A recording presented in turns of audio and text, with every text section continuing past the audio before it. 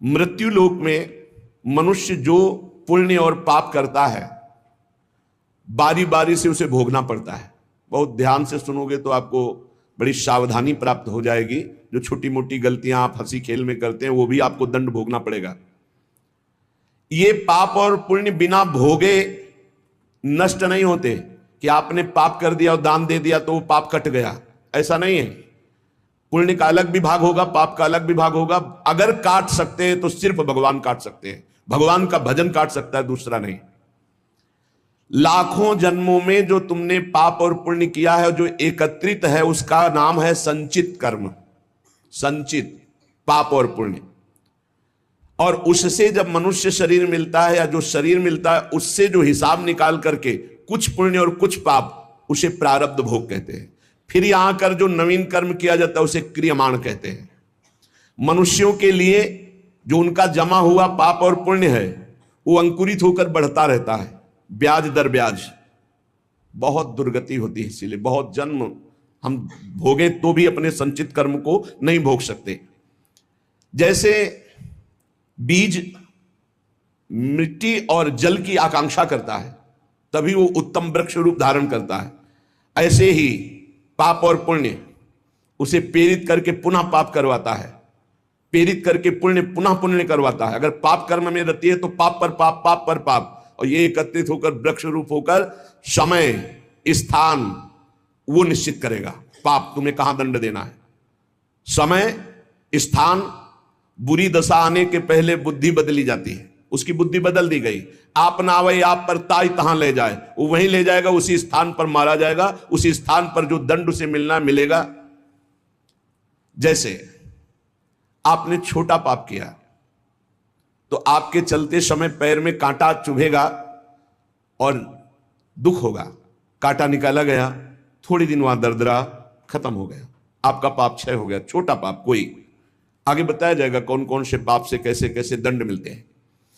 अब अगर आपसे थोड़ा बड़ा पाप बना है तो वही पैर में लोहे की कील बनकर चुभेगा, कांटे की जगह लोहे की कील, अधिक दुख होगा। और बड़ा पाप बना है तो खजूर का कांटा, बड़ा कील, ऐसे आपके पैर में चुभ। बिना पाप कर्म के कहीं भी किसी को कोई भी दुख नहीं हो सकता। सिर में दर्द होना, आजीवन पूरे जीवन सिर का रोग हो गया कि वो दर्द ही होगा 2-4 दिन में, 10 दिन में, पाप का कारण। अपथ्य भोजन, सर्दी सहन न होना, गर्मी सहन न होना, हर समय हृदय जलते रहना, पाप का लक्षण। भिन्न भिन्न पाप भिन्न भिन्न प्रकार के दुख देते हैं दीर्घ काल तक। शस्त्र और अग्नि आदि का भय ये पाप के कारण होता है। अनेक जन्मों के संचित पाप, कोई इसी जन्म के केवल नहीं है, वो केवल मंडराते रहते हैं आकाश में दंड देने के लिए, समय इंतजार करते हैं। जैसे नरक में पड़े हुए जीव तुम देख रहे हो, घोर पाप का फल भोग रहे, केवल दिखाया गया था नरक। जानते हो किस बात से? कल याद होगा, सुमति जी ने पानी पीने जाने वाली गौओं को वैश्य कुल में 7वें जन्म में जन्मे जब थे तो उन्होंने उनको नहीं पीने दिया, इसके अपराध से उनको नरक दिखाया गया था। तो वो यमदूतों से प्रश्न करते जाते हैं और उनका उत्तर यमदूत देते जाते हैं। ये जो तुम देख रहे हो तड़पते हुए जीवों को नरक में, महापापी लोग हैं, अपने पाप का फल भोग रहे हैं। जब कोई पुण्यात्मा होता है तो स्वर्गलोक में जाता है, देवताओं के साथ रहता है, गंधर्व उसका गुणगान करते हैं, अप्सराओं का नाना प्रकार से सुख उठाते हैं। और जब पुण्य भोग क्षीण हो जाता है तो फिर यहां आकर के मनुष्य लोक में अपने कर्मानुसार जन्म लेते हैं। राजन, ये जो तुमने पूछा कि किस किस पाप से पापियों को कौन कौन सा नरक में दंड मिलता है, वो मैं बतला रहा हूं। जो नीच मनुष्य कामना और लोभ के वशीभूत होकर दूषित दृष्टि से हर स्त्री को भोग भाव से देखता है, जिसको देखता है बस काम भाव से देखता है। बोले जो दुष्ट दूषित भाव से माताओं बहनों को भोग दृष्टि से देखता है, तो यहां बड़ी बड़ी चोंच वाले वज्र के समान जिनकी चोंच ऐसे गिद्ध बार बार हजारों वर्ष उनकी आंखों को नोचते और खाते रहते हैं, वो आंखें बार बार होती रहती हैं, बार बार निकालते, यही वहां है कि मरना नहीं है। उनकी दोनों आंखों को वज्रतुल्य नरक के पंछी बार बार निकालते हैं और खाते हैं, और उनके पुनः नए नए नेत्र उत्पन्न हो जाते हैं। इस पापी को पलक झपकने तक के लिए विश्राम नहीं मिलता, निमिष तक के लिए कि थोड़ा चैन मिल जाए, महान दुख होता रहता है। हजारों वर्ष तक उसको इस नेत्र दर्द पीड़ा भोगनी पड़ती है। और फिर जब मृत्युलोक में जन्मता है तो नेत्र रोगी पैदा होता है। वो यहां पैदा होगा नेत्र रोगी, या नेत्र ही नहीं है या नेत्रों में दिखाई नहीं दे रहा, कई तरह के व्यवधान, जिन्होंने नेत्रों का दुरुपयोग किया। अब जिन लोगों ने, जिनको तुम देख रहे हो इनकी जबान काटी जाती, बार बार जबान नोची जाती है, ये वही लोग हैं जो शास्त्र का गलत उपदेश किए हैं, गलत अर्थ किए हैं, अपनी वासना की पूर्ति के लिए शास्त्र का गलत प्रयोग किए हैं, जो किसी को गलत सलाह दी है तो इनकी जबान बार बार छोटे छोटे हिस्से में तलवार से काटी जाती है। शास्त्र का उल्टा अर्थ बताया, उसकी जबान को वहां हजारों वर्ष काटा जाता है। खिलवाड़ नहीं, प्रश्न उत्तर कर देना। अगर आपका उत्तर गलत है तो आप नरक जाएंगे। प्रश्न करता तो आप पर श्रद्धा करके पूछ रहा है और आपने मनमानी उत्तर दे दिया और वैसा आचरण कर दिया तो उसको पाप नहीं लगेगा, पाप आपको लगेगा क्योंकि आपने आदेश किया है और आपकी दुर्गति हो जाएगी। इसीलिए अनाधिकारी को जब जनक जी महाराज विदेह राज ने पूछा, निमि जी ने नवयोगेश्वरों से कि मैंने यही प्रश्न कर्म के विषय में सनकादि से पूछा था, वो मौन थे, कोई उत्तर नहीं दिया, क्यों? तो बोले उस समय आपका ज्ञान जागृत नहीं हुआ था, आप उस समय अनाधिकारी थे, कर्म का बड़ा सूक्ष्म विषय होता है, इसीलिए मौन थे। ऐसा नहीं कि हर प्रश्न का उत्तर फटाक से दे दे, और वो गलत है अगर उत्तर तो शास्त्र सम्मत नहीं है तो उत्तर देने वाले को नरक का दंड मिलेगा, उसकी जबान हजारों वर्ष वहां काटी जाएगी। जो शास्त्र का गलत अर्थ करता है, जो शास्त्र को अपनी वासना पूर्ति के लिए घुमा करके बोलता है, जो किसी को बुरी सलाह देता है, उसकी जबान यहां काटी जाती, जो देख रहे हो।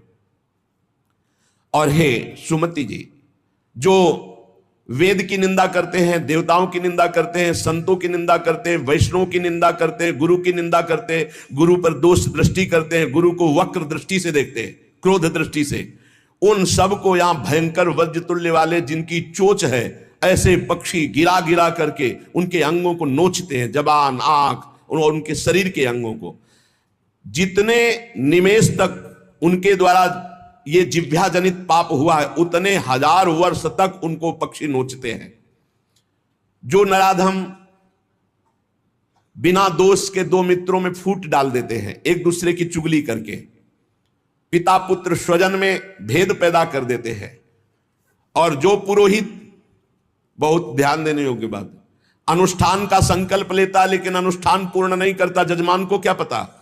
जो पुरोहित जजमान से नियत संख्या ले ली धन और अनुष्ठान पूरा नहीं किया, या जो अपनी माता और पिता का अपमान किया, जो अपनी शरणागत, अपने अर्धांग विराजमान पाणिग्रहण की हुई पत्नी का विविध प्रकार से अपमान और शोषण किया, वो यहां आरे से चीरे जाते हैं हजारों वर्ष तक। दिखाया, देखो ये बीच आरे से आराम आराम से एक एक अंग चीरे जाते हैं।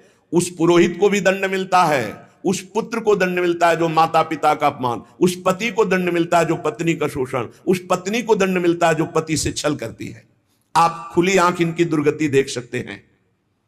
जो दूसरों को कष्ट देने का स्वभाव बना लिया है, बातचीत चेष्टा से कष्ट ही देना है, जो दूसरों की प्रसन्नता में जलते हैं, जो दूसरों की घरों में, सोए हुए घरों में आग लगा देते हैं या फसलों में आग लगा देते हैं और उनको प्राणांतक कष्ट देते हैं, उन अधम पापियों को यहां जलती हुई आग में जलाया जाता है। तुम देख लो, तपती हुई बालू डालकर उनको भूना जाता है और यहां आग में उन्हें जलाया जाता है।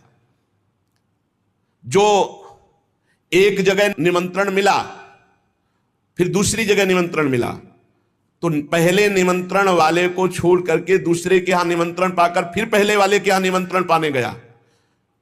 ऐसा नहीं है, यह नर्क का कारण बन जाएगा।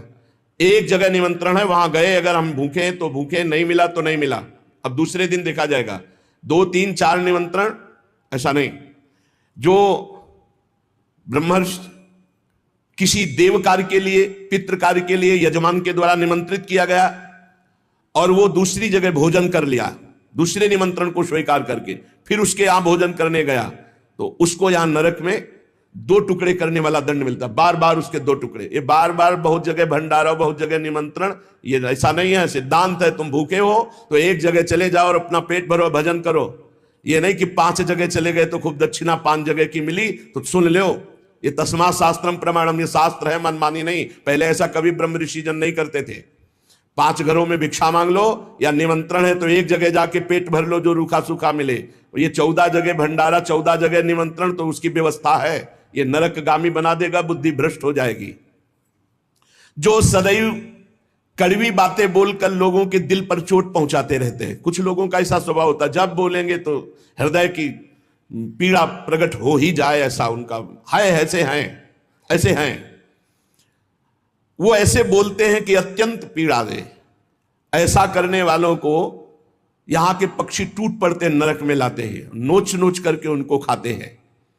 जो यहां किसी की चुगली करता है उसकी जिह्वा तेज छुरे से बार बार ऐसे ऐसे चीरी जाती है, फिर पूरी हो जाती है, फिर चीरी जाती है। जिन्होंने उद्दंडतावश अपने पूज्य जनों का अनादर किया, उनको मारा पीटा, गुरुजनों को, अपने गुरु को, माता को, पिता को, बाबा को, पितामह को, ये पूज्य जन है, ये गुरु के समान पूज्य है। जो अपने गुरुजनों को, पूज्य जनों को अनादर करता है, दंड देता है, मारता है, पीटता है, वो देखो ये कुंड बने हैं विष्ठा के, पीब के और मूत्र के। मूत्र का कुंड, विष्ठा का और पीब का। नीचे करके मुख उन्हीं कुंडों में डाल दिया जाता है, ऊपर से पैक कर दिया जाता है। हजारों वर्ष वही खाओ वही सड़ो, कितना भयानक कष्ट है।